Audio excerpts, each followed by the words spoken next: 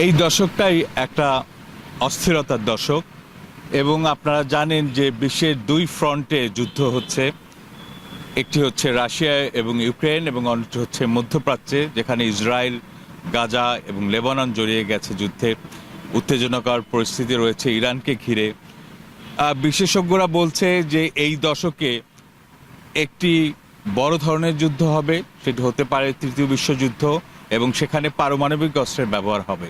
আর এটা এড়ানো খুবই নাকি কঠিন।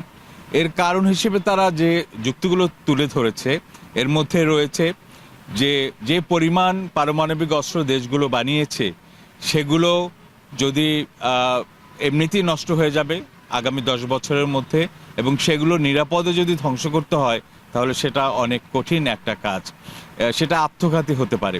এর চাইতে বেশি কার্যকর হবে সেই দেশগুলো চাইবে যে সেই অস্ত্রগুলো, পারমাণবিক অস্ত্রগুলো অন্য দেশের উপরে ব্যবহার করতে।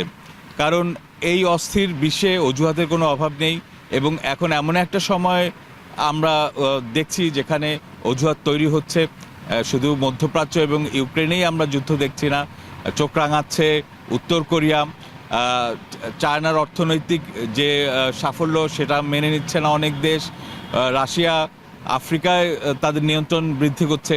সব মিলিয়ে এই অস্থির বিশ্বে আমরা এটা বলতেই পারি যে আগামী এক দশকে একটি ভয়ঙ্কর সময়ের মধ্যে আমাদের জীবন এবং গোটা বিশ্ব অবস্থান করছে, এবং বিশেষজ্ঞরা বলছেন যে এই 10 বছরের মধ্যে একটি পারমাণবিক অস্ত্রের ব্যবহার ঠেকানো খুবই কঠিন হবে।